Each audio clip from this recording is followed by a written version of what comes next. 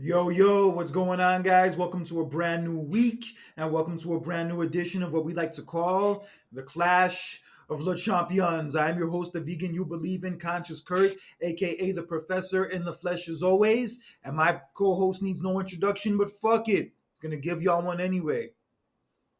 Ladies and gentlemen, this is his tag team partner, Jonathan Randall. At your guys' service, the adventurer himself, the life of the party.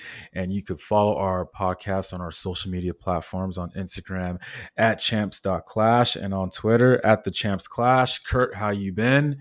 I know it's been a while. We had just a crazy couple of weeks. Super Bowl was here in Vegas. We had the press conference and just so much has been going on. And how you been? Been pretty well, man. I've been liking the fact that the weather's starting to switch up and it's slowly starting to get into springtime here in Atlanta, and it's getting dark a little later out, which has been a nice look. And I've been enjoying a lot of new music coming out the last week or so, and also a lot of old music I've been going back to listen to. So yeah, those vibes have been really nice these last few weeks. But It's been warming up there. a little bit today was a nice day. The last couple of days, like over the weekend, were really cold, but today was really nice, where you could go outside maybe even without a jacket. But I'm just looking forward to springtime coming next month, which also means my birthday is around the corner and also WrestleMania is around the corner. Yes, ladies and gentlemen. And speaking of WrestleMania, I know it's been a couple of weeks, guys, but speaking of WrestleMania, literally the weekend of the Super Bowl, which was on Thursday, we had a WrestleMania 40 kickoff press conference in Las Vegas, by the way, at T-Mobile Arena, which I attended to in person. And pretty much the whole speculation after our last episode, me and Kurt dove deep into the situation with The Rock pretty much taking over Cody Rhodes' main event spot at WrestleMania. And pretty much we're going to hear what was the big announcement that was featuring The Rock, Roman Reigns, and Cody Rhodes and Seth Rollins. And it was a good turnout, surprisingly. Good thing the event was free. Thank God, that was one of the reasons why I attended. But it turned out to be a good turnout for the fans, and it was the most anticipated, most viewed non-wrestling event in WWE history, by the way. It's fucking crazy. Yeah, there was a lot of hype going into it. I was definitely eager to see how it was going to all turn out, especially considering what happened on SmackDown the Friday before that had everybody up in arms, everybody pissed off, even to the point where I wrote a diss about The Rock, which you can actually find on my Instagram and Facebook. Yeah, I let his ass have it. And even The Rock himself let the fans have it earlier that day before the press conference on the Pat McAfee show, where he referred to a certain group of Cody Rhodes' fan base as the Cody Crybabies, talking about how when it's time to put their kids to bed, they're like, no, I can't. Cody has to finish his story. Oh, honey, you want to come have sex? No, I can't. I have to watch Cody finish his story. Like talking about like those kind of fans who were like super obsessed and like super OD with the whole Cody shit. So yeah, that didn't kind of cracked me up a little bit, admittedly. And I could see him lashing out that way, considering the fact that people were sending death threats against his daughter. So it's understandable. But yeah, funny nonetheless. Yeah, when we saw that interview with Pat McAfee, some people were speculating, okay, is Rock turning heel? But pretty much, press conference starts off, you have Bianca Belair announcing how she wants to, be part of WrestleMania. And then, out come Rhea Ripley stating her case, how nobody's going to stop her and all that stuff. Becky Lynch showed up as well. Yeah, Becky Lynch showed up, interrupted Rhea. They kind of had a face-off briefly. And from that, and from some of the things we've been seeing on TV in recent weeks, that match is inevitable for WrestleMania. But we'll get into that later. Right. But what was the biggest turnout, the biggest story of that whole night was, we were referring to you earlier, was The Rock, Roman Reigns, and Cody Rhodes. So Seth Rollins shows up. Roman Reigns shows up, and then they, pretty much they, have like a little bit of they go at it, funny, surprisingly. And then The Rock shows up. And it was a mixed reaction, to say the least. Me personally, I'm happy to see The Rock in person, and pretty much he's just stating his case. Like, you start to see a little bit of like a heelish side from The Rock, pretty much telling the crowd and the audience, whether you like it or not, this is the main event that you need to see: The Rock versus Roman Reigns. And this was showing that, wow, he really doesn't care what anybody thinks. He thinks that this main event, on a business standpoint, is the moneymaker. And then he turns to the screen and he shows the whole family tree line of the Hanoi family, pretty much. From his side of the family to Roman Reigns' side of the family, pretty much starting from Peter Maivia all the way down. High Chief Peter Maivia, all, Yokozuna, all of them, all those guys down the list. Pretty much this match made in heaven is in blood because, hence the bloodline. Roman Reigns and The Rock shake hands with each other, pretty much sealing the deal. But then out come Cody Rhodes, pretty much saying that this is BS, this is, complete bullshit. Be saying how, Rock, I understand that, me and you had talked about it, but he feels deep in his heart that he cannot give up his main event spot to The Rock. And he pretty much clearly states that, you know what, I choose Roman Reigns as my opponent for WrestleMania 40. And when I heard that, I was just confused about the whole situation. I was really, I don't know what you thought about that, Kurt, at that moment. We'll get to the rest, what happened afterwards, but at that moment when Cody Rhodes announced that I'm going to challenge Roman Reigns, I was really like taken back by that. You give up your spot to The Rock on SmackDown, and now you come back and you saying that, okay, I'm going to get my main event. All right, well, cool. We got what we wanted. It should have been Cody Rhodes and Roman Reigns from the beginning, but then I was just really confused about the whole thing. Kurt, what was your take on that? This whole thing could have been avoided had they not done that whole segment on SmackDown a few weeks ago in the first place, where he just gave the spot to The Rock after he fucking won the Royal Rumble and had been like fighting for that chance for the whole freaking year, just gives it away to The Rock. And then all of a sudden at this press conference, after he already gave the spot away, he says, nah, I changed my mind. I want you, Roman, which I'm happy with. I'm not complaining. That's the match I want to see. So I'm not complaining in that regard. But yeah, just that whole shit they did on SmackDown a few weeks ago just made no freaking sense. And that just kind of like just jacked everything up in a sense. But I will give them credit for this. I'll give them credit for the fact that they took all the negative backlash that they were getting and they decided to change course. Because I can't see this being their plan the whole time. I cannot see this being what they all had in mind from the very beginning. No way. Right. I was just really confused about the whole thing. And I think the only reason why that they did make this decision was because of the backlash that they got from the fans. It was kind of like a snowball effect. So after Cody Rhodes chooses Roman Reigns as his opponent, pretty much, Roman kind of like, just like last year, instigated and insulted his dad, pretty much talking bad about his family. Yeah, he basically said that, yeah, when I get done with you again this year, you're going to be irrelevant, just like your dad. Yeah.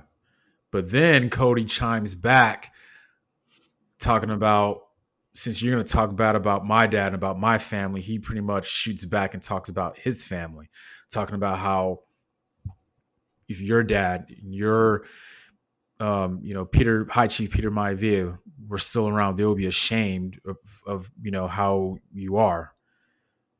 And then that infuriates The Rock. You got to remember, guys, The Rock and Roman Reigns are cousins, family. So he took it as if, because you're talking about his family, you're talking about my family. When you insult him, you're insulting me, pretty much. So when he said that, I saw the most shocking thing in the world. He out of nowhere, The Rock slaps Cody Rhodes out of nowhere. And then the scuffle starts. Cody wants to, get into it. And then, Seth Rollins wants to get into it. And, Triple H and, everybody else had to, break them up. And that's pretty much how the show ended. But it really didn't end from there. backstage, The Rock and Roman Reigns and Paul Heyman are leaving. Triple H is getting interviewed, and The Rock pretty much saying how, like, this is what happens, when you talk bad about our family, you better fix this shit. Fix it. And I was like, oh, you should have heard the crowd when you saw that, Kurt. Yeah, he said basically, yeah, fix this or I will. You could see him and Roman leaving the arena together. Together. Yeah. Yeah, this whole thing was just pandemonium. This shit was fucking crazy. But it did accomplish showing The Rock as basically a heel now, and it did accomplish giving us the main event that we always wanted the whole time. The next night on SmackDown, Triple H made it official that it's going to be Roman Reigns and Cody for the title at WrestleMania in the main event, and he did make a reference to The Rock saying that there's going to be people in the back who aren't happy with this decision, and I would just like to say it doesn't matter if you don't like it. Oh yeah. And I tell you what, it didn't end there, because back in the locker room in a room, Paul Heyman shows up and pretty much tells him that both The Rock and Roman Reigns will appear on SmackDown. And we saw that the following week. Bloodline shows up and pretty much announces that The Rock is part of the Bloodline. And crazy, man. And I've never thought I'll see this. The Rock shows up, and I don't know if it was 1999 again. He comes out and he's wearing the Versace shirts again, just like he used to back in the day, back in those old days, how I liked it. And he pretty much just old school Rock insults the fans. He pretty much talking about how you had, like, he's pretty much telling us, the fans, that you had the biggest main event in your hands and you pretty much complained about it. Like, I loved how he made reference to the Utah Jazz and Chicago Bulls, about how, Utah Jazz, when they lost, they took their losses as men and they moved on. Bro, the logics he was using to try to justify it was stupid, about how, the 49ers lost the Super Bowl. You don't see them complaining about it. They just took their loss like a man. Cody lost at WrestleMania last year. His story's done. He should take his loss like a man. His logic was fucking stupid, bro, because Cody lost by getting cheated out of it last year, and he fucking won the Royal Rumble this year, earning him a title shot. So don't get me wrong, the promo was entertaining. I liked seeing him be a heel. Oh my but God. that specific logic, he was using to justify it, was not helping his case. It was ridiculous. It made no sense. He had no case. No case. I get it though, Kurt, but I just seeing him as a heel and insulting the crowd like he used to back in the day, whether it was as corporate Rock or Hollywood Rock, I think it's just a mixture of both. But the fact that he was insulting the crowd, pretty much telling, hey, tell him the fatty to shut his mouth or I'll slap the herpes off your mouth, was like the funniest insult I've ever heard. And from that point on, you knew that the turn was real. I mean, I didn't know what to say of it at the press conference. Maybe I was overthinking it a little bit, but once I saw him, he's saying he was with the Bloodline, that's when I was like, okay, yeah, it's okay. It's really official. He's a heel. And you know what? If I'm going to be quite honest with you, Kurt, and ladies and gentlemen, I like it. My favorite version of The Rock was that late 1998, early 1999 Rock, corporate Rock. He was just such a badass character. He was just very arrogant, cocky, but at the same time, the fans still liked him at the same time, though. But you loved to hate him. But he was just a very arrogant and just cocky guy. And he just had this very badass persona that I loved about him. That's my favorite version of The Rock. And the fact that he was rivaling with Austin needed that. So to see him wear that Versace shirt and just mouthing off to the crowd, whether you love him or you hate him, I absolutely love it. And since that promo that he had on SmackDown, there's been a lot of conspiracy theorists out there. Two things that I want to point out during that promo. Number one, when The Rock and the whole entire Bloodline was pointing their fingers up to the sky, you noticed The Rock had his finger up, but also he had his thumb out. I mean, I don't know if that was by mistake or maybe he doesn't really shows that he's really like aligning himself with the bloodline. And then also he was talking about, I forgot to mention this too during the promo. He was pretty much telling Cody Rhodes that you're gonna leave WrestleMania a loser. But as he was saying that, he was kind of like, if you look closely, he was kind of pointing at Roman Reigns in a sense. Kurt, I don't know if you caught that, or maybe you've been hearing those theories out there lately. Yeah, I've been hearing a lot of people kind of talk about it ever since it happened. And when he said he was going to do everything in his power to make Cody a loser, I think that could be like a reference to the fact that he's probably going to be the referee for the match. Hmm.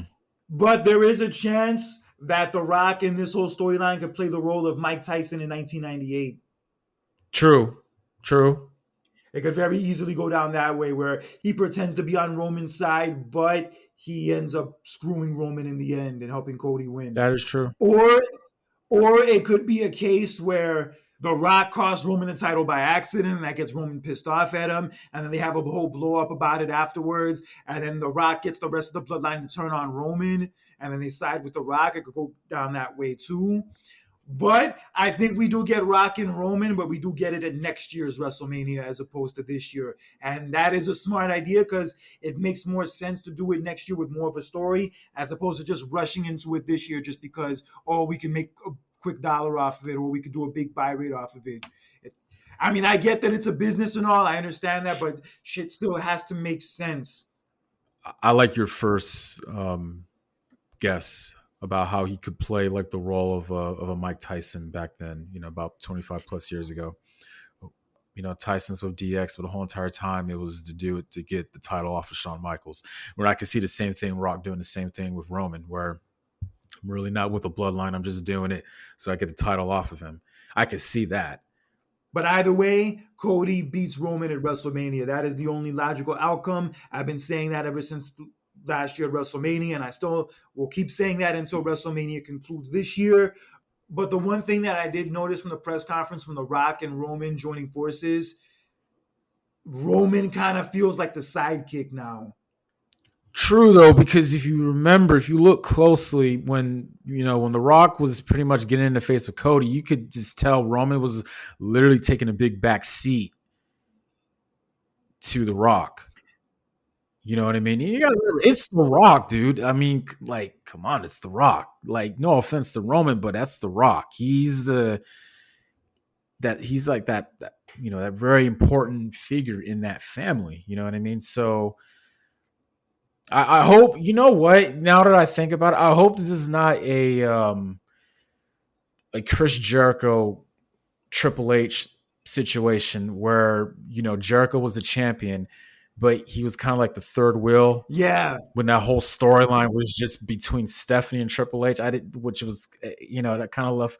I felt bad for Chris, so I hope I hope this is not the situation with this where Roman's the champ, but yet he's like the third wheel, where pretty much The Rock and Cody are pretty much taking up the spotlight in that storyline. Yeah, I hope that doesn't happen either because with the run Roman's had over the last 3.5 years, and for this hopefully being the end of it, he has to be like, as relevant and as important of a figure as possible heading into this match. So then when Cody does beat him, it means a lot more. And yes, I sincerely hope it doesn't happen where he gets, pushed to the wayside and kind of feels like the odd person out. But I feel like it won't be like the way it was with Jericho back then because the difference between this and Jericho is that Roman at least has a strong title reign going into it. Because Jericho's title reign, we know from back then, we remember it, looking back at it now, it was not very strong. Nothing against Chris Jericho, just his run as champion during that time frame just was not clicking. True. And you know what? What else I was thinking? I think the one way where Roman could avoid being the third wheel is if he gets himself more involved. You show up to the shows. Pretty much what I'm saying. Get yourself more involved. Put some more heat on you. Honestly, I don't see The Rock showing up as much. Maybe every once in a while. But I think as for Roman Reigns' case, you need to show up a little bit more on the shows. Get yourself more involved. That's the only way you could avoid being a third wheel in the storyline moving forward. Yeah, but it was cool to see The Rock be a heel for the first time in over 20 years. Yeah, it was Yeah. cool to see him, like, wear the glasses for the first time in so long, and also the Versace. Yeah. But basically, as far as the promo went, it was kind of like more of like, the greatest hits, which was fine. We hadn't seen him, like, do him in a while, so it was fine. It was entertaining, nice little nostalgia trip. But I'm looking forward to seeing what happens when he confronts Triple H next time. Like the next time he confronts Triple H, and also the next time he confronts Cody. Well, you know what? I thought they were going to confront Triple H. I thought they were, but they Yeah, didn't. they were kind of teasing it the week before on SmackDown, but then like when The Rock came out, he didn't even mention Triple H at all. I'm sure they'll still get to it eventually, but yeah, I was kind of surprised he didn't mention it on the promo. Mm-hmm. Yeah, and people were talking about how like The Rock and Triple H are gonna do a match at WrestleMania, and No, I'm like, you no, motherfucker, don't you no. motherfuckers know that Triple H has a defibrillator in his chest? He can't wrestle anymore, bro. He can't. Right. I don't know why us fans like to, think like that. It really like bugs me when I hear fans talk like that, not knowing the circumstances that person, may have going on because of age or health reasons, or they just don't like, they're not smart enough to think about those things. I'm looking forward to seeing them do like kind of like a power struggle between Rock and Triple H. That should be interesting. Mm-hmm. And yeah, seeing more of The Rock's heel work. I'm sure, like from that promo on Friday, he was just getting his feet wet. And also, it's possible that deep down he kind of like meant what he said about how you guys had the biggest main event in WrestleMania history in the palm of your hands, and you started complaining and you cried about it and you complained and you ruined everything. He could have meant some of that. I mean, yeah, I mean, you have to play that. I mean, if you're going to be a heel, you have to state your case of what you're doing. You have to. What's your motive? You know what I mean? It may not make sense though, but like defend what you're believing in. That's what. It's not just a wrestling thing. I think that's like when you're a villain in a movie. What is your motive and what is your morals and ideas, and you have to stand by and defend it. Yeah, but now they're starting to tease like a tag match possibly with The Rock and Mhm. Roman against Cody and Seth Rollins, because at the press conference, like Seth Rollins was like backing Cody up. He was like, having his back. And even on the following Monday on Yeah. Raw, he said that, yo, the bloodline's gonna just pull all their same tricks again. You need somebody to watch your back, and I'm be more than happy to be that person to watch your back. And it's to the point where the two of them are actually gonna be guests on the Grayson Waller effect at Elimination Chamber this coming Saturday. Yeah. I already saw the photo. They already started, setting up everything at the stadium. And there's a possibility that Roman and The Rock could be on the show too. If they're Mm. not really announced for it, but there's a chance they could maybe show up on there. Do you think temporarily? Because I know. Look. I just want to, enjoy the moment, be in the moment. I mean, we all know that Rock is not going to be heel, for a long time. You know what I mean? But at this moment, do you think The Rock should change his theme song? Yeah, I think if he's gonna be Hollywood Rock, he needs to switch the music up. Yeah, that I don't want to call Rock. it Hollywood Rock. I don't know why people are calling it Hollywood Rock. It's Or not. heel rock, whatever the Yeah. fuck, heel rock. Regardless, he needs to switch up that music if he's gonna be playing a different Yeah. character. He needs to switch the music up. Thank you. Thank you. Thank you. It'll fit him more if he changes it. So Yeah, seeing him and Cody go toe to toe in a promo is gonna be interesting. But damn, that's yeah. the problem now. That's the problem now. We're talking about Cody and The Rock and not Cody and Roman. I know. Like, are we listening to ourselves, Kurt? Yeah, that's not cool. Damn. That's what I'm saying, dude. Roman needs to get himself more involved, man. And look, I think last year going into now really hurt him, man. You're not showing up. You're not, defending your title as much. It really hurt him, man. Yeah, that's what I said. His title reign jumped the shark after he retained it WrestleMania last year, and this shit's been dragging on ever since. And now we're at the point where we're just like, yo, this dude needs to fucking lose that title already. Enough of this. Enough of this. But you know what? But you know what? We're over here talking about the third wheel and all that stuff, right? And I'm not saying we want to compare it to too closely to Jericho and Triple H back then. But when we look back at Shawn Michaels and Austin, you got to remember Mike Tyson was involved. So did you think that Shawn was a little bit of the third wheel a little bit, even though he was the champion? in a way, and also considering that Shine wasn't really wrestling much on that build to WrestleMania because of the back problem, so that was a part of it too. Yeah. And just that one segment alone on Raw with the Austin and Tyson confrontation, that shit did so many headlines. Everybody was talking about it. So yeah, nobody was talking about Austin versus Michaels. They were talking about Austin versus Tyson. Yeah. I'm seeing that similarities now because it's like you had that one confrontation between The Rock and Cody because Rock slaps Cody and everybody is talking about it. And then, The Rock turns heel. Everybody's still talking about that now. And it's like we really haven't mentioned anything about Roman, and Roman's the champion. Wow. I'm kind of seeing a very similar outlook when it came to Shawn, Austin, and Tyson. And very funny how you just mentioned how there's a good possibility that, hey, Rock is just plain fickle and he's going to end up turning on the Bloodline at WrestleMania. Just kind of like how Tyson did against DX against WrestleMania, where he took the belt off of Shawn. Yeah, and look how well that storyline paid off for Austin. Yeah. I don't know, So, man. and look how popular Cody is now compared to hell, even just a month ago, even before the Royal Rumble. Cody's hotter than ever, bro. Yep. He had momentum going into WrestleMania last year, but bro, this is on another level right now. This is I the know. most popular he has ever been. And to think Mhm. 2.5 years ago, he was in AEW and he left AEW 2 years ago, last week, actually, to be exact. Came back at that WrestleMania, had that great series with Rollins, had the torn pec, but whatever came back from that, won the Royal Rumble last year. Even though he didn't win at WrestleMania last year, still maintain his popularity, still maintain his momentum. And now we're this close to WrestleMania this year, and this dude is Yeah. as hot as ever, bro.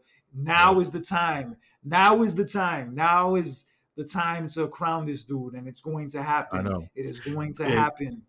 I know, but on a different note, with all this going on, I think this whole thing is going to turn out well, right? I believe what they're doing, right? It just still bothers me that CM Punk is hurt. Yeah, it does suck that he's hurt. It does bum me out also. He was definitely something I was looking forward to seeing at WrestleMania this year. But like I said, this roster is so stacked right now and the product is so good right now that it's still going to be a great show even without him on it. It's going to suck for him not to be there, but it's still not going to be any less good. I agree. I did like him at the press conference, like doing the panel with Big E and Michael Cole. I did like him as being a part of Yeah. that. That was pretty cool. I did like that he referenced everybody getting upset about Cody's spot being taken away. He referenced saying, "Where were you guys in 2013 when this happened to me?"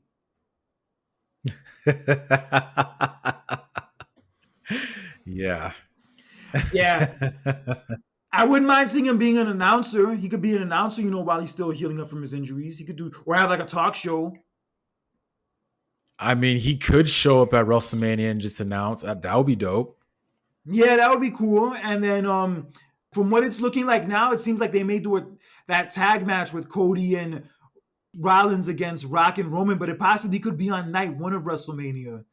That's what everybody was saying. But if I'm being quite honest, I like the analogy that you made where Rock is pretty much plain fickle and he costs Roman Reigns the title. Again, I'm still, okay, what are they going to do about Seth? And that's why we're having the Elimination Chamber to determine that number one contender for Seth's title at WrestleMania. I hope if they do that tag team match, they do it like maybe on a Raw or SmackDown or something. I feel like having that as the main event of night one of WrestleMania, I don't feel like it's necessary. No.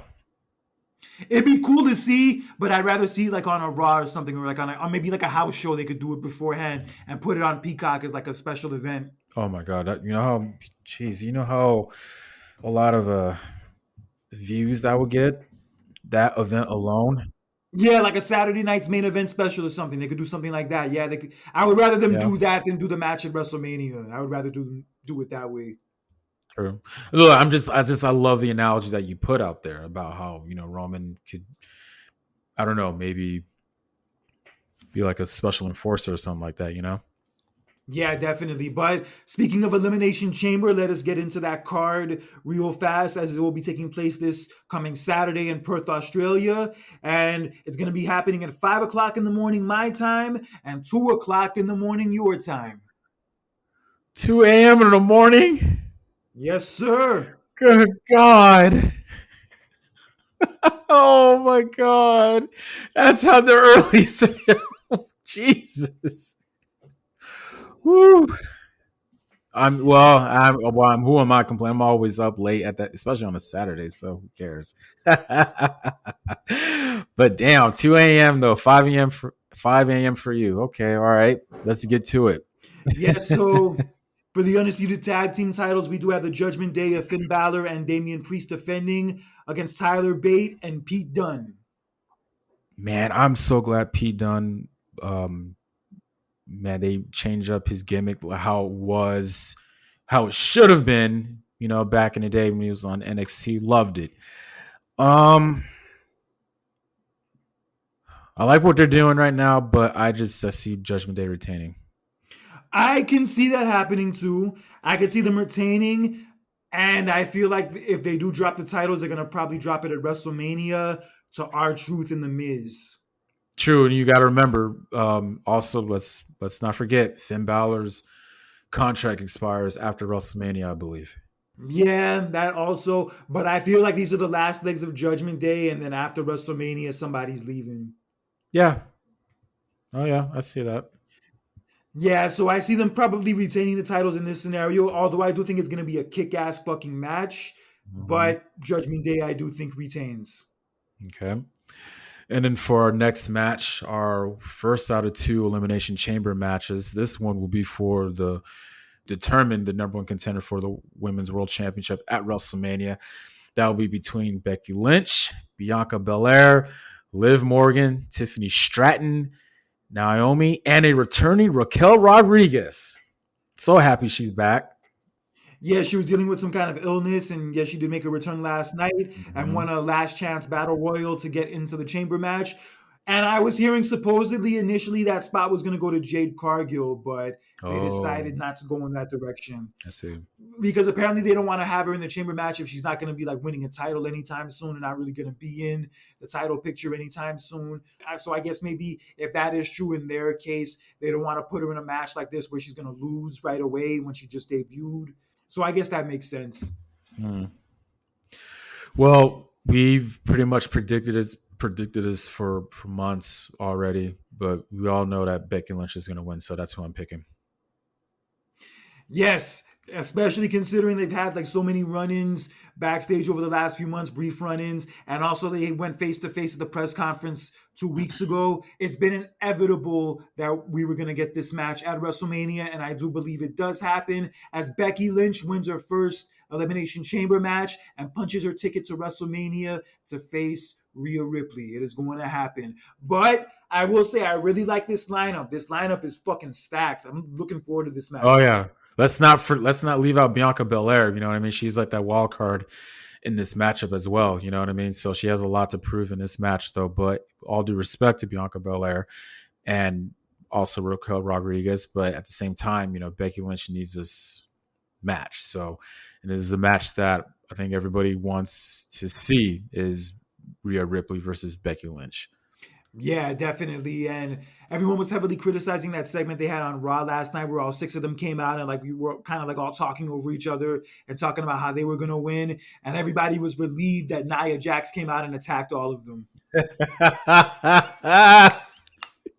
And speaking of Nia Jax, ladies and gentlemen, she will be facing Rhea Ripley for that same women's world championship in Ripley's hometown of Australia, ladies and gentlemen. Home And country, home country. I mean, home country. Yeah, sorry, home country.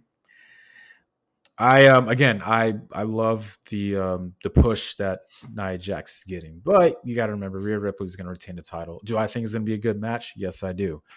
But I love what they're doing with Nia Jax. But for her spotlight that she's in right now, though, but Rhea Ripley, she's the champ during her home country of Australia.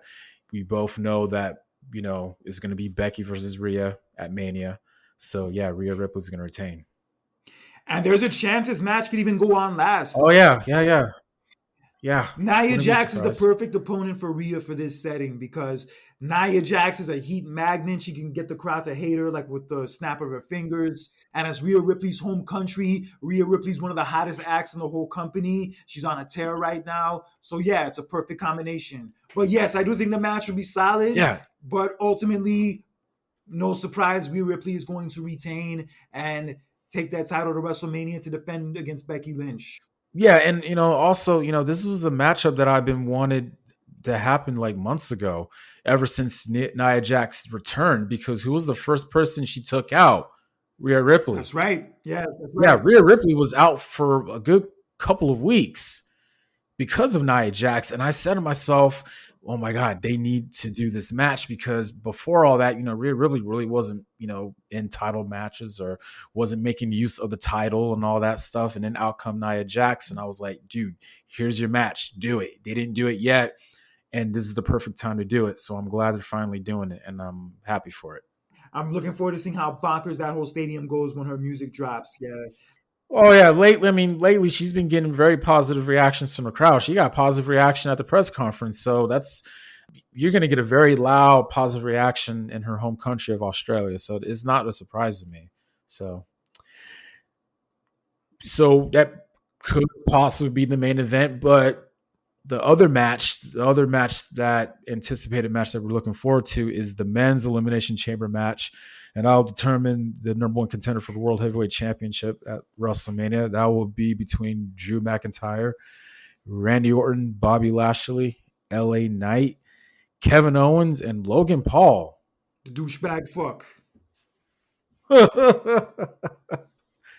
I forgot how Logan Paul got himself in this match. The hell? He won a match against The Miz last week. Right. Crazy if you see Logan Paul into this. Of all matches, Elimination Chamber matches. That's wow. Yeah, this lineup for this match is stacked. Logan Paul in this match is going to be fun to watch. I'm looking forward to seeing what he does in there. But I think him, LA Knight, or him and Kevin Owens cancel each other out. Of course. Because I do think it's going to be LA Knight and Logan Paul probably at WrestleMania for the belt. So I think probably they're going to start the build for that in this match. And ultimately, I think the winner of this match and who will go on to face Rollins for the title at WrestleMania will be Drew McIntyre. Fingers crossed. Yeah. Who actually handed Cody Rhodes his first loss since WrestleMania last year on Raw last night. Holy crap. Because of Solo Sikoa. Yes, Solo Sikoa once again did interfere. Yeah. But yeah, that had been the first time Cody had been pinned since WrestleMania last year against Roman. Crazy. Yeah, I know. It's the right decision to have Drew McIntyre to win because of the heat he's been putting on himself, all because of what happened to CM Punk. And that low-key pisses me off, though. But at the same time, if somebody's pissing you off as a heel, then they're doing their work. I low-key want to get that shirt of him like standing in front of the grave with CM Punk's I'm gonna WrestleMania beat dreams. I'm gonna beat you up if you buy that shirt. You ain't gonna do shit. Shut up. What do you mean? I am gonna do shit. I'll fly my ass over to Atlanta and beat your ass. You don't even know where I live. Doesn't matter. I'll find out. No, you won't. Yeah, I will. I have connections, Kurt. What connections? Your Wi-Fi? Don't worry about it. I got connections. I know people. You ain't fucking Tony Soprano. Yeah, I am. Yeah, I am. Don't play with me, Kurt. I actually started watching that show. You did. I've been wanting to. I've been watching other shows, but I've been wanting to watch The Sopranos. Though, but how you been liking it? So far, so good. I'm in like the middle of the second season. It's basically Goodfellas as a show. It has like a lot of the same actors from Goodfellas. A lot of it reminds me of Goodfellas. But damn, it pretty much just takes place in New Jersey. I've been like, yeah, Having a lot of Jersey vibes around me lately. Yeah, it takes place in New Jersey. I know for a fact he's going up and back and forth from New York and Jersey, isn't he? Yeah, of course, it's right there. Yeah, like Jersey and New York are, yeah, pretty much right next to each other. So it's pretty much a Goodfellas show. Yeah, because obviously the wife from Goodfellas, Karen, she's the therapist on the show, and also Spider from Goodfellas is also in the show. He's a Yeah, little scumbag hmm fuck in the show, by the crazy. way. But Damn, I gotta watch that show. I've been saying to myself, I gotta really watch that show, but I'm trying to finish up other shows right now. So yeah, I've been wanting to watch it. So man, but yeah, definitely Drew McIntyre out of all six of these guys, he has the most momentum right now. And if CM Punk can't be in that match at WrestleMania yeah. against Rollins, I think Drew McIntyre is the next best option, hands down. But you know what would be funny? Because of the fact that I mentioned, what if CM Punk could just do an announcer role at WrestleMania just for one match, right? Let's just say Drew McIntyre wins this match, right? Drew McIntyre versus Seth Rollins for the title, right? Yeah, CM Punk is your announcer for the match, right? And since Drew McIntyre has been insulting Punk and telling him, "Oh, I cost you your main event," let's just say CM Punk is the one that causes Drew McIntyre the match at WrestleMania. it could happen. I'll call that right now. I'll call that right now. Since he wants to run his mouth about it, hell, with all the appearances that CM Punk's been doing, him being at the press conference, he even surprisingly showed up on Raw after Raw went off the air last night. You know what I mean? Possibly, you could be an announcer for that one match, and then during the match, CM Punk is the one who cost Drew the match. How funny would that be? Yeah, it could happen, but overall, Drew does win the Elimination Chamber and Yeah, gets that big main event match at WrestleMania that he did not get 4 years ago. all for it. And that's another reason why I hope they don't do that tag match at WrestleMania because I think the night one main event should be the championship match with Rollins and whoever his opponent is. And I think his opponent should be McIntyre, and that match should get main event treatment. Thank you. And I'm calling it right now. The fact that I was putting, two to two together and all that stuff, I'm like, yeah, the match will happen. And if it does happen, Seth retains. And that's because CM Punk gets himself involved and costs Drew the match. And maybe Damian Priest cashes in right afterwards. Oh, Jesus. Wouldn't that be Ooh, karma? that's a good. Wouldn't that be Oh, the my God. wouldn't that be the ultimate karma that Rollins cashed in for his first championship at WrestleMania, and then someone Yeah. else cashes in for their first championship on him at WrestleMania? I mean, because if Damian Priest doesn't do it that night, I mean, when are you going to do it? What, the night after? Maybe, maybe. But it will be better to do it at WrestleMania, though, Who right? knows, bro? Anything can happen. That's the thing I like about the product now. Anything can happen. And the other thing I want to talk about it's funny how you said how anything could happen. I feel like, especially this year alone, it's been so unpredictable as of late. Very unpredictable. It's like ever since with The Rock, it's like we don't know what's going to happen. That unpredictability that we've been accustomed to growing up when we were younger, and we're getting that again now, and I love it. Yo, bro, before we know it, one of these wrestlers is going to go on Club Shay Shay and air out their dirty grievances and expose a whole bunch of people, and it's going to be a wrap. You really think so? It could happen. I mean, first Cat Williams, then Monique. He had Ric Flair on his show once. You could possibly have, yeah, like some bitter ass wrestler, some wrestler who doesn't give a fuck. Yeah, like air out Vince, air out like Hogan, air out maybe The Rock or some other people. Yeah, I could definitely see that shit going down. They should have My Shane. God. They should have Shannon Sharp as a guest celebrity at WrestleMania. He should definitely be a guest I celebrity. mean, look, it's funny how we're airing out dirty laundry because I mean, how much more do we need to hear? We heard so much from Vince, and honestly, we haven't heard enough because there's been more news coming out about Vince's dirty laundry from years ago. Yeah, we'll get into that in a second, but fine. But like to cap off Elimination Chamber, yeah, I do think Drew wins. Yeah, just the run he's been on these last few months and the momentum he's had, he deserves to be rewarded for it. And the ultimate reward Yeah, is yeah to have him win this match and go on to WrestleMania. And I also know. we have the Grayson Waller effect segment with Cody and Seth Rollins. I feel like Roman and The Rock are probably going to make some kind of appearance and they're going to have a face off. I'm kind of keeping my fingers crossed that something like that goes down. I see it. Yeah, it's gonna be a long ass flight though for all of them to get to and from there. That's for damn sure. Well, I mean, it's a good time to rest. So I sleep when I'm on the plane. I can never sleep when I'm on a plane for whatever reason. I'll be like on a 12-hour flight and I can't sleep for shit. Bro, damn, I could be on an hour flight and I'll sleep like that fast. Damn. Yeah, like I for some reason like whenever I'm on a plane I could sleep comfortably. So that's just me. Yeah, But Australia seems like a beautiful place. Australia looks mad dope from like a lot of the pictures I've seen, but that wildlife out there is no joke. no, it is not. I have seen Fuck pictures me. and videos. It is chaotic, and it's like, what the hell is going down over there? Like, I've seen a lot of Yeah. crazy wildlife stuff over there. I'm just like, I'm kind of hesitant. I'm like, do I really want to visit out there? You know what I mean? It's just like, I don't know. I think probably more than likely if you're more out like in the country and more like out like in the nature parts of it, then yeah, you'll probably get exposed to True, more of that.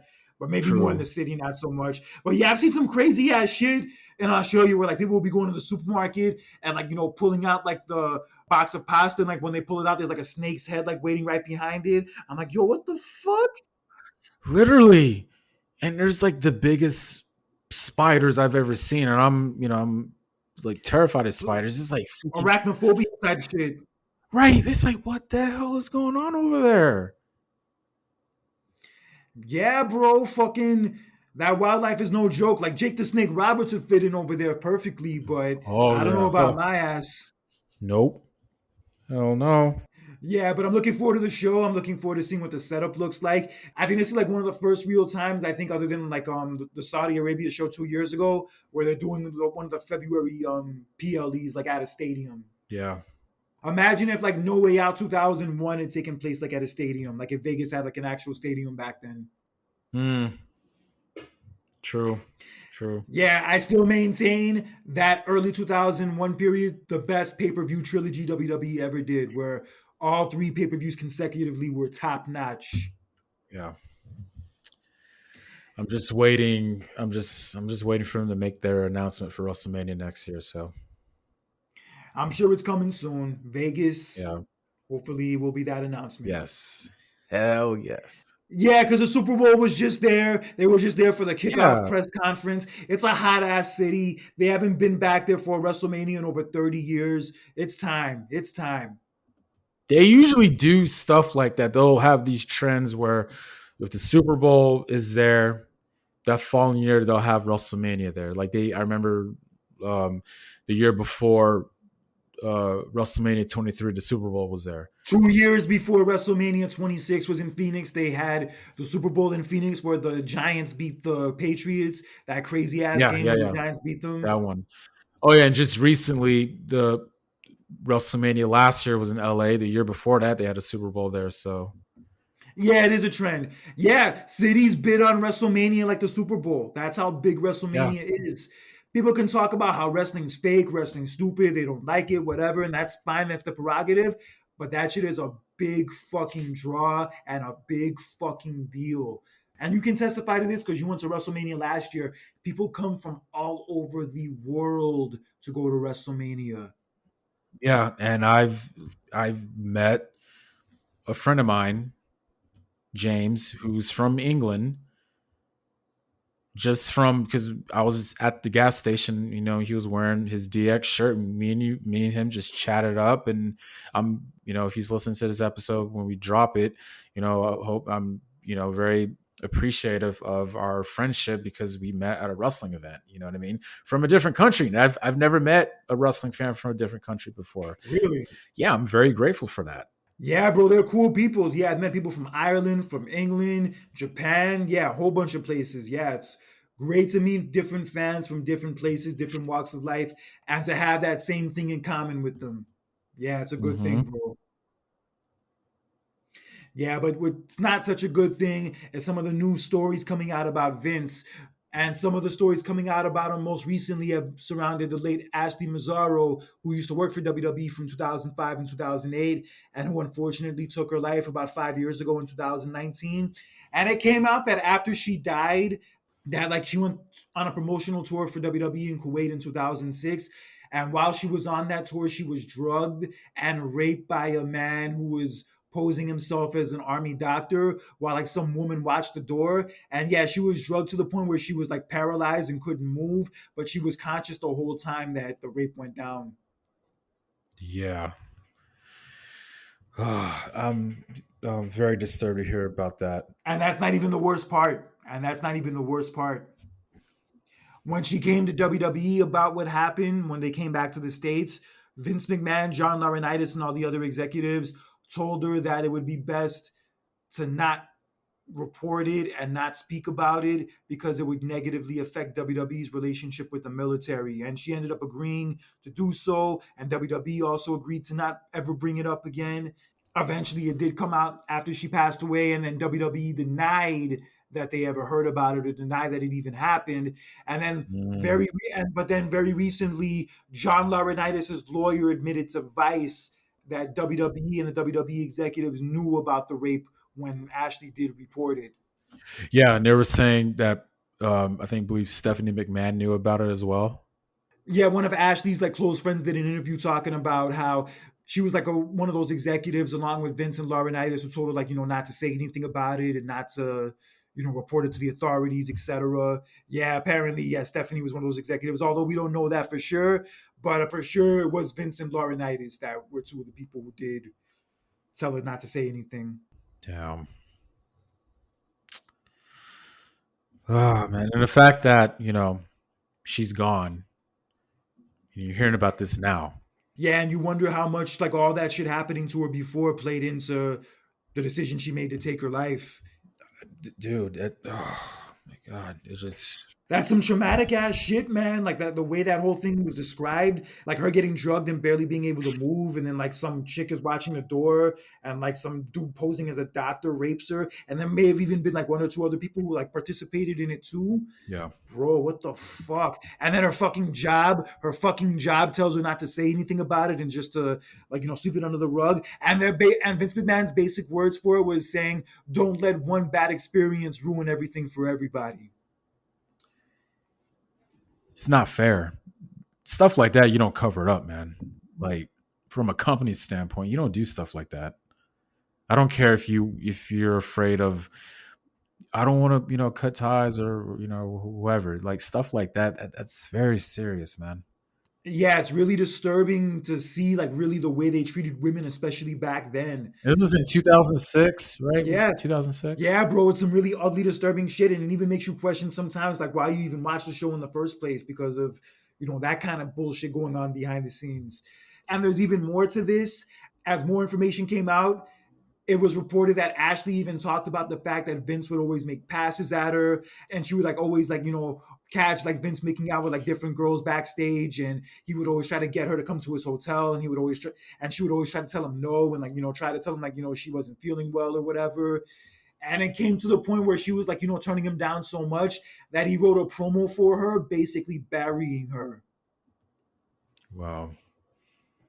Yeah, because he wrote a promo for her, which he did not do for the women at the time, apparently. And then Mhm. when she brought the promo to Michael Hayes read it and he said, "You're not repeating this. What the fuck? Who gave this to you? Who told you to say this?" And then she said, "Vince did." And then his response was, "Well, kid, those are the breaks." What? Basically, that if it was Vince's idea for her to say the promo that way and say the lines that way, then that's basically the beginning of the end for her career. Because if he's doing that kind of shit, it basically means that he's trying to sabotage him. Like one example being that same year 2006 when Lita had her retirement match and they had Crime Time like come out and like sell her panties and like sell her bra and sell her clothes and all that jazz and like really embarrass her and like make Yeah, her I look remember that. stupid. Yeah, like that kind of Yeah. bullshit. Yeah, that shit was never above Vince. Yeah, Vince was doing that shit back then a lot. So why would he not do it to Ashley too? Yeah. And I even heard that story. Even Lita even said that Vince threatened to fire her if she didn't do that live sex celebration with Edge. And even John Cena and Edge tried to speak up for her, but it didn't work. Yeah, I remember reading about that, and even though it was the most highest at that time, the most like highest rated segment at the time, it was like so wild stuff back then, man. Yeah, that's why I say like, yo, it's not above them to like pull that kind of bullshit because yeah, their track record for the way they treated women back in that era, it does not paint them in the best light even a little bit. And you could just even tell by watching the show. You wouldn't even need to read the dirt sheets or like listen to the rumor mills or podcast or whatever. You could just tell by watching the show that they don't value the women and they don't, treat them the way they should be treated. Oh no, of course not. It was just there was this. I mean, we could talk about about this certain thing another time, though. But I just some of the stuff that they did back then. When I look back at it, especially how the women are treated now, it's like, man, back then it was like all that stuff they were doing. I was like, man, it kind of irks me in a way a little bit what they were doing. And it wasn't even good TV. That's the thing about it. It wasn't even good. The whole diva search and all that stuff, and I don't know. I thought, and then I think what one of the things that bothered me is how they called the title the Divas Championship. I didn't like the name. I didn't like it. I thought like these are not divas. They just give them the proper name, Women's Championship. Yeah, that division really fell off hard after Trish and Lita retired. Oh yeah, I wasn't even watching at the time, but I could definitely tell that division really fell off hard after the two of them left. yeah. Hmm. Nothing against like Beth Phoenix and Eve Torres and Mickey James and all those girls, but losing those two Yeah. was like losing Austin and Rock after the Attitude Era ended. Yeah, it's hard to really bounce Hmm. back from that. Yeah. Yeah, but Ashley also came from that diva search. She wanted an 05, and she was getting hurt a lot during that time to the point where like she wanted to get wrestling training, but Stephanie McMahon told her she couldn't get training because she was going to be off TV for a long period of time, and they were like, take away from her popularity. And then she kept wrestling and kept getting hurt, and came to the point where she started taking training classes without their permission. And then Stephanie McMahon found out about it and made her stop. And yeah, that she just constantly kept having that problem while she was there because during that time, that was just their MO. Laurinaitis' creepy ass would just look at lingerie catalogs and just find those girls to put on TV. That was their recruitment strategy back in those days. Mm. Yeah, but I actually did meet Ashley Massaro about 4 months before she died, actually in Vegas at an autograph signing. She was really cool. She was really pleasant. You wouldn't have really thought anything was wrong from talking to her. And then lo and behold, 4 months later, I found out that she committed suicide. Yeah, it was very sad. Very, Yeah. very sad. Oh man. She also had a daughter too. Hmm. Yeah. I think this whole situation I was, hearing about Vince, about this, all of that, it doesn't help Vince's case, or just doesn't help him as a person, especially with those allegations going on, man. And it doesn't help at all. Honestly, at this point, who gives a fuck if it helps him at all? He doesn't deserve the help. Him, that creepy fuck Laurinaitis. Yeah, fuck these dudes. No, I'm just saying it makes it worse. It really makes it worse. You hear about this, and now you're hearing like, dude, like cover it up, and it's just how much worse is it gonna get? Yeah, bro. That's one thing overall I'm just happy about now is like Vince and his whole regime and his whole way of running business and whole way of like, treating women, that shit is in the past now. I'm just so happy that shit is done with, over, and hopefully this shit never happens to any of the women who work for that company ever again. But it's fucked up that it Mm, happened in the first place. It's fucked up it happened in the first place, and it's fucked up that things like this got covered up in the first place. yeah. And even Tori Wilson recently in an interview was opening up about how she would be mortified to do a lot of the shit on TV that they were having doing back then. Like those bikini contests and lingerie contests and whatever the fuck they would be doing. Yeah, she would be mortified to do all that. Yeah. Yeah, just a different time. I couldn't see them doing that again. I just couldn't. You can't do it. It's like, dude, like the women are there to wrestle. They don't want to be, out there flashing and all that stuff. I'm not, this is come on, like. I'm just grateful that part of wrestling in WWE specifically they've moved far past. Yeah, because certain shit like that I would watch from back then. Looking at it now, yeah, it does make me feel ashamed. It really does. Especially how far they came. You know what I mean? Yeah, and not to mention that one angle, I'm sure you probably remember it, where they had a storyline where Stephanie was talking about how like Vince would like pass her off to like different business associates to like secure business deals for him and all this shit. Like when she was 17 years old. I know you remember that one skit. I They remember that. it happened one week and it was so poorly received that they dropped it right afterwards. Yeah. Yeah, like just shit like that was just like you say to yourself like why? Like why? Why did you think this was a good idea? Why the fuck are you like this, bro? Why the fuck can't you get some fucking help?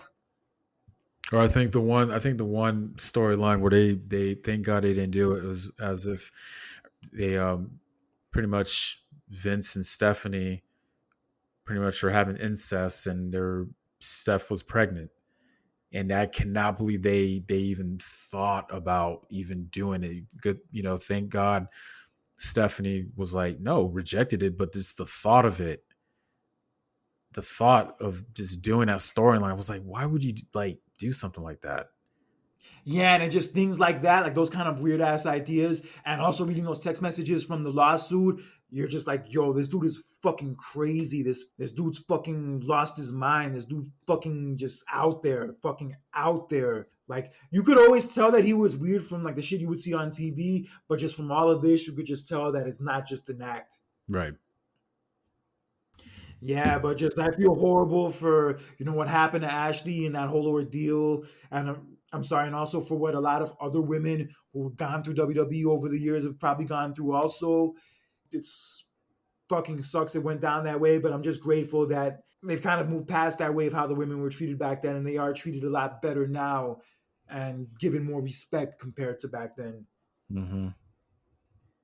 Yeah, because we've had two women's main events at WrestleMania. We have a women's Royal Rumble. We have a women's Elimination Chamber, women's Money in the Bank. Yeah, I'm really happy to see how far the women have come. Even since I started watching wrestling again in 2012, they've come a long way even from then, from that 2012 period. Oh yeah, yeah. Like you have no idea how relieved, as much as a bad rep WrestleMania 32 gets. I was that was the night for me that I remember. That was the night that I remember when they reintroduced the women's championship. So when they did that, I was like, thank God, Bro, thank I'm telling God. you, Oh I'm my God, telling you you, have no idea how relieved I was when they brought that name back, because it was like I was saying to myself for years, like, dude, they're more than divas. They're not divas, they're women. You've been calling it the women's championship before that. Why would you call it the Divas Championship? And I hated the belt. It looked like a freaking butterfly Barbie looking belt. Like, no, dude, like give it some respect. Call it the women's championship as it rightfully deserved. And I was so relieved when they brought it back. I'm telling you, bro, that card didn't look that appealing on paper, but that match, that women's title match, was the one match I was looking forward to the most going into that show, where I kind of felt like there was a case you could have made to make it the match that went on last. Hmm.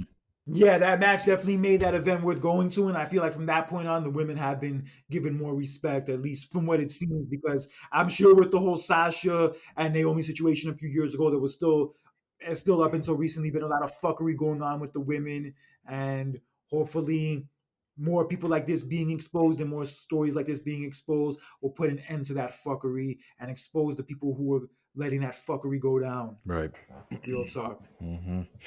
And speaking of Sasha Banks, it was announced by Tony Khan several weeks ago that on March 13th, AEW Dynamite will be taking place at the TD Garden in Boston. Oh. And considering the fact that he announced this and the fact that the words Boston had the dollar sign in them, there's heavy speculation that a very certain someone is going to be making their AEW debut that night. And I think Mm. you know who that certain someone is. Ooh, it will be Sasha Banks. Come on now. Mercedes Mone, yes, it is very rumored that she will be making her debut that night. I think it's kind of a given, kind of similar to the whole CM Punk debut for AEW a couple years ago, where like they booked the hometown of that said person without announcing that they're going to be on the show, but it's a pretty clear sign that they're going to be there. It's a pretty clear sign that it's going down. Oh, obvious, very obvious. Yeah, and apparently the tickets are selling well so far, and her debuting in AEW will be a big deal on that night for sure. But we are going to find out for sure if Mercedes Mone can be that big time draw. Oh, I believe it. I believe it. And I believe Okada might be debuting on that same night. Hmm. Yeah, and Will Ospreay's supposed to be debuting for them soon. And Will Ospreay's actually also making his debut for them at Revolution next Sunday, the same night of Sting's retirement match. Oh, it's coming. Oh, wow. Damn, it's coming up. Damn. Yeah, it's next weekend. Yeah, Sting and Darby Allin did win the tag team titles on Dynamite 2 weeks ago, and then were attacked and beaten down by the Young Bucks. The Young Bucks even beat up Sting's kids who were sitting in the front row. Dang. Yeah, I think Sting bled also. Yeah, they beat the hell out of them. So yeah, it's gonna be Sting and Darby Allin against the Young Bucks for the titles at Revolution in Sting's retirement match. And also, we're gonna have a three-way for the AEW title, which will be Samoa Joe defending against Swerve Strickland and also Hangman Adam Page, who both had a double turn after their match on Dynamite 2 weeks ago. So now Swerve is a babyface and Hangman is a heel. Good God, who you ever thought that would happen? He's like that, bro. I know, but you didn't expect stuff like that to happen. Have you ever thought we'll see Adam Page to be a heel? Hangman Adam Page is now a heel, and the Young Bucks are now heels. So it's like pretty much everything CM Punk was saying in that press conference about the dudes in real life, now they're portraying on TV. That's funny. That's funny. Wow. Crazy. Foreshadowing. I'm a big believer of foreshadowing, Kurt. Yeah, I hear that, bro. But I'm looking forward to this show. And also, Dynamite's coming to Atlanta the Wednesday after Revolution on the 6th, March 6th. I might go to that show. You should. Yeah, but we're really gonna see what impact Mercedes Mone can make. I'm sure she will make an impact. Of I'm sure she'll course. give that women's division a nice shot in the arm. And I just hope this goes well, regardless of whatever people's Look, personal feelings are about Mercedes Mone or AEW or whatever. I just hope this run is a success and builds her name up again after kind of taking a backseat the last few years. I already believe that she's going to be that shot in the arm. And also, you got to think about it like this. Her work that she's been putting in internationally when she's in Japan has really helped her case significantly. So that's why I'm strongly believe that her coming to AEW is really gonna really propel the women's division. That's not a given, Kurt. That's I already know that for a fact she's gonna be a big turnout, a huge draw. I mean, look, I don't know if she's enough to like kind of like turn the morale of the company as a whole around. I'm just talking about for the division, for the women's division. Yes. Yeah, but I do think she will make a big impact. There's so many different girls she can work with, from Willow Nightingale, who's the last girl she wrestled when she got injured. They could go back to that. They can also do her and Saraya. That's also definitely a story they can tell with, the fact that Saraya got hurt when she wrestled Sasha all those years ago, and everybody like blamed for Sasha for it at the time. And then she could also work with Ruby Soho, Britt Baker, Julia Hart, Chris Statlander. Yeah, you name it. Mhm. She has a laundry list of girls to work with. And I hope that this signing of Mercedes Mone is a clear indication that Tony Khan is going to be taking that division a lot more seriously going forward. I hope so. Yeah, because I will be honest, like most weeks on Dynamite, yeah, it's clear that it's not the priority that it should be. So hopefully this is a clear statement that he's going to be changing that, and it is treated more like a priority. Mm-hmm. Oh, I believe it. Better. This is her big comeback. This is like a real comeback, really, and this is like a real big comeback as far as like the States go, because she hasn't really done much in the States, really, since her WWE run ended. No. That was almost 2 years ago. Yeah, but we'll see what happens with that. We'll see what happens at AEW Revolution next Sunday. That should be definitely a show to watch. Yeah, Sting retiring is going to be a big deal. I'm really Very big deal. going to be invested into that. And apparently, according to Kevin Nash, he can't go to Sting's retirement because of his deal with WWE. That's not fair. That's come. That's messed up. That is dictation. That is controlling. You can't do certain things. Oh, because you're under contract. It's like, dude, it's more of the moral support that I see behind this, man. It's not. It's not right, man. It's not right. Yeah, it's not right, but these things happen. What are you going to do? I know. It's not fair. But life's not fair though. But just you want to support, but it's like you can't do it due to limitations. Oh, just because you're under contract, and you're thinking, it's just because you're at a different company show, and it's just it's come on, man, it's not that serious. Yeah, I remember they let Ric Flair, when he was in TNA, like go to the Hall of Fame for WWE when they were putting the Four Horsemen in. And then in exchange for that, I think Christian wrestled for TNA for like one night only. Hmm. I'm sure they can come to some kind of agreement. And even to get like Dustin to be in Cody's corner at WrestleMania would be cool if they could maybe work that out. Maybe, yeah. Yeah, like maybe in exchange for letting Dustin come to WrestleMania, they'll let WWE will let AEW use footage of Sting from WWE for his retirement package. Right. Yeah, but we'll see what happens. And congratulations to Sonya Deville that she recently got married to her longtime girlfriend. Not this past weekend, but the weekend before. She just recently got married. Oh yeah, I heard about that. Yeah, congratulations. Yep, I heard Hopefully, about she'll be that. making her return soon. Also, she's been out for like what 6 months now, 6 7 months after the torn ACL. Yeah, I was like, what happened to her? Oh Yeah, hopefully man. she gets back on her feet soon and comes back soon. I did like her feud with Naomi all those years ago. That feud was actually entertaining, but they didn't pay it off the right way. They should have waited till WrestleMania. Oh yeah, yeah. And also, Sonya Deville's best friend Mandy Rose basically opened up about how one person online paid $55,000 for her private content once. I saw a video about that just recently, and I thought, damn, dude, that's wow. I mean, maybe the dude has the money like that where it won't hurt him, but fuck, $55,000 just for some private content of some girl you don't even know. Mm-hmm. Yeah, it's some weird shit, but whatever. It's their money. Right. Yeah, I wouldn't subscribe to an OnlyFans. I don't have anything against the girls who do it. If it's their way of supporting themselves and then making a good living for themselves, their prerogative. But it's not something I would pay money for myself. No, I mean, it's to each their own. You know what I mean? And personally, it's something I want to do either, though. But but Shit is mad lucrative though for some girls though. They'll pay off like all their family's debt just off of doing OnlyFans. Shit's crazy. I know. Yes, but WWE's A&E documentaries are coming back this coming Sunday, and the very first episode is going to be about Randy Orton. Oh, that'll be interesting.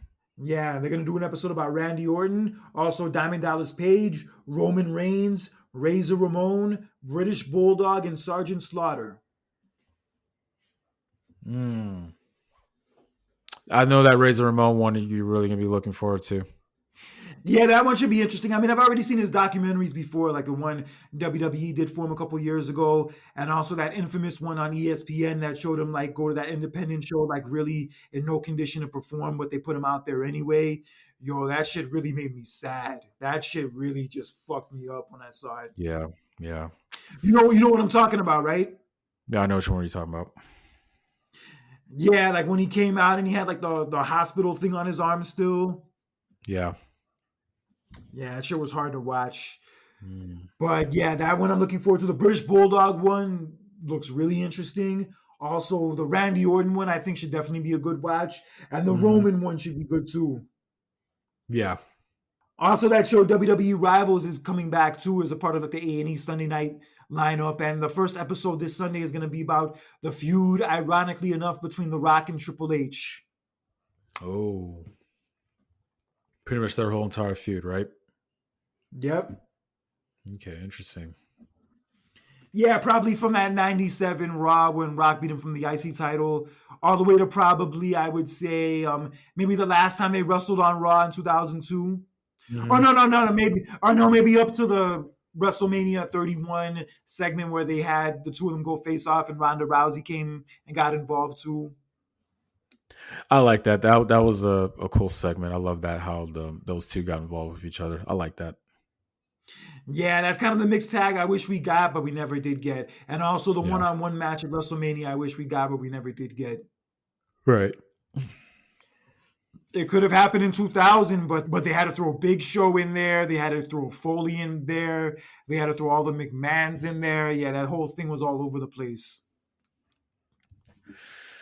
Yeah. That still didn't like the ending result though, but Hell no, the fans didn't like it either. You saw how much trash they threw into the damn I ring. know. Yeah, I know, right? That should have happened last year at WrestleMania. Word. that should I'm surprised that didn't happen last year. Yeah, Wow. but did you hear the Undertaker's recent comments about like the modern culture backstage in WWE? How he was saying like it's too calm compared to like when he was there before. He said he's been saying stuff about that like before. I mean, it's not a surprise to me. He it's not the first time he had mentioned about that, about how the locker room vibes are. He has said that before about a couple years ago, if I remember. Yeah, because he's saying like now the dudes in the locker room like they like play video games. They don't really go out and party like that. And he just mentioned like back when he was in the locker room, like dudes carried around guns, dudes carried around weapons. They were like real men, real tough men. And yeah, like the dudes now are just not that kind of vibe anymore. And I think it's just in a sense, the Undertaker is probably just a product of the culture he came up in and the times he came up in. I mean, it was a different time, man. That's all I got to say. I mean, times were different. Yeah, even when I watch The Sopranos, the one thing I say to myself is just how unhealthy a lot of these dudes are. Most, you know what? Okay. Yeah, man. I'm really interested in watching it more now. Yeah, because it's a few things. It's for the fact that it's like the way they eat, it's their diet. Also, they smoke cigarettes and cigars nonstop. They drink a lot. Hmm. They also don't Yeah. exercise. And not to mention the premise of the show is Tony Soprano is like seeing a psychiatrist, which is the Karen character from Goodfellas. She plays the psychiatrist that he talks to, which is like a common theme throughout the show. And like in his line of work and like how he grew up, going to a psychiatrist and like talking about your problems is like considered a sign of weakness and sign of being a bitch. And maybe in the Undertaker's era of being in the locker room and being backstage, maybe he saw like the way the dudes are acting now back from his era, that was considered like being a bitch, being soft, and being not being manly. But now that times are changing and like that kind of mentality isn't as accepted anymore, maybe it's hard for him to really see it differently from the eyes of people of the modern era. True. I don't think the Undertaker really means any harm by that, but you could definitely tell that he came up from a different time, and some of his views and some of his ways of living life that would definitely differ from a lot of the people in the locker room these days. Yeah. That doesn't mean necessarily they have to be enemies over it, though. That's the thing. That doesn't mean because you disagree with someone or if you come from a different generation and look at things differently that you guys have to not like each other and not be cool with each other. It doesn't have to be that way. All right, bro. But anything else you want to get into tonight? No. I'm looking forward to Saturday.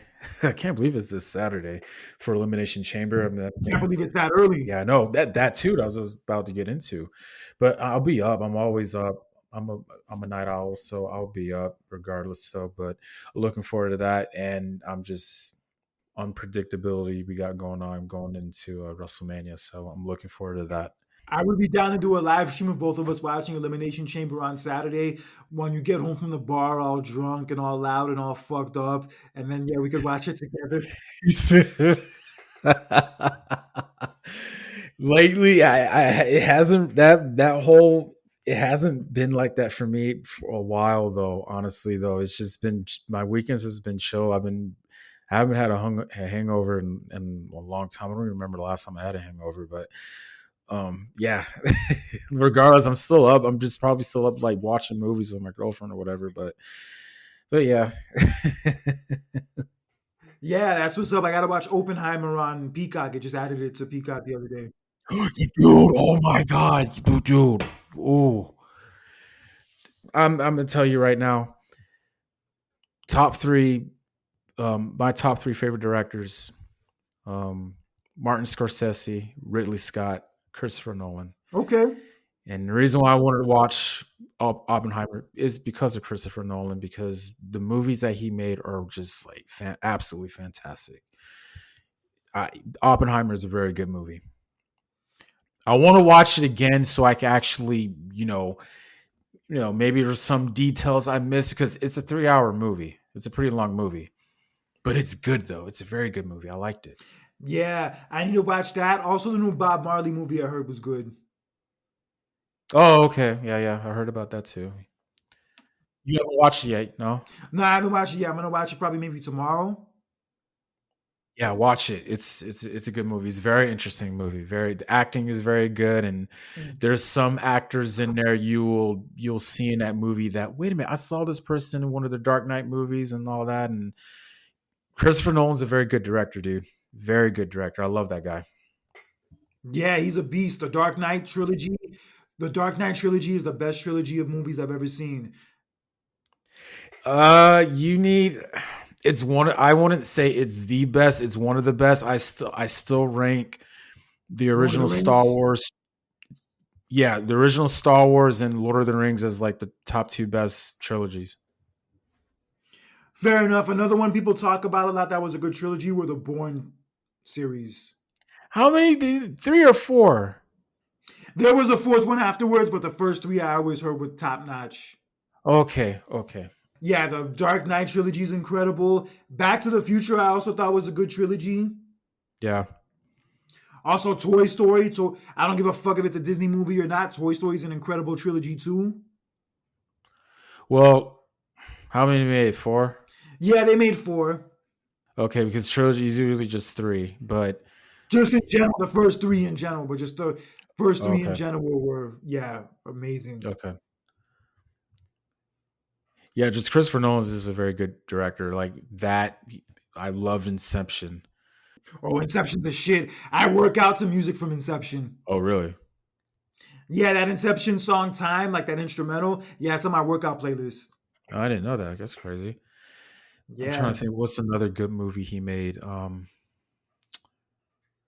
There's this other movie he made. It was called The Prestige, and I watched that in Yeah. my Yeah, I English heard of that class. one. That was another. That's an underrated movie. That's another good movie. There's this other movie he made that came out up like a few years ago. It was called Tenet. I never seen it yet though, but that's a Christopher Nolan film. I never seen Interstellar. I haven't watched that one yet. Interstellar was crazy. Long as fuck though, but yeah, Interstellar was crazy. Oh, okay. Good movie though. Yeah, very good. One of my best friends, El Rahmani, my other podcast partner, who you're probably friends with online, yeah, he loves that Yeah. movie. It's one of his favorite movies. Ah, I see. Okay. Shout out to El Rahmani. Got you. And also, guys, if you want to debate about us, what we talked about tonight, whether it's about the Cody Rock and Roman stuff, our Elimination Chamber predictions, or the Vince stuff and the Ashley Massaro situation, or any of the AEW news, feel free to message us on our social media accounts, friend us, and we'll be more than happy to chop it up with you. Also, leave comments on the episodes and let us know what you think and what things you want to debate with us about. And also, if you'd like to be a guest on the show and talk with us about this whole world we love is wrestling, feel free to message us and we'd be more than happy to book you on one of the episodes one of these weeks. But Definitely. Definitely. yeah, we love to talk about wrestling, chop it up with different people, and discuss what we agree on, what we disagree on, but always keep it peaceful, regardless of what genre of wrestling you're a fan of, what company you're a fan of, or what type of wrestling you like. Always keep the conversations peaceful, whether you agree or you disagree. Absolutely, man. I'll love to have another guest on it. It's been a while since we've done that though, but yeah, man. If you want to, I should hit up my friend James and see if maybe he want to be a guest on his show. Definitely, we'll love to have him as a guest, and we'll just chop it up and talk about wrestling. So one of our upcoming episodes. Yeah, shout out to James, shout out to all of our listeners, and shout out to every real wrestling fan who reps this shit.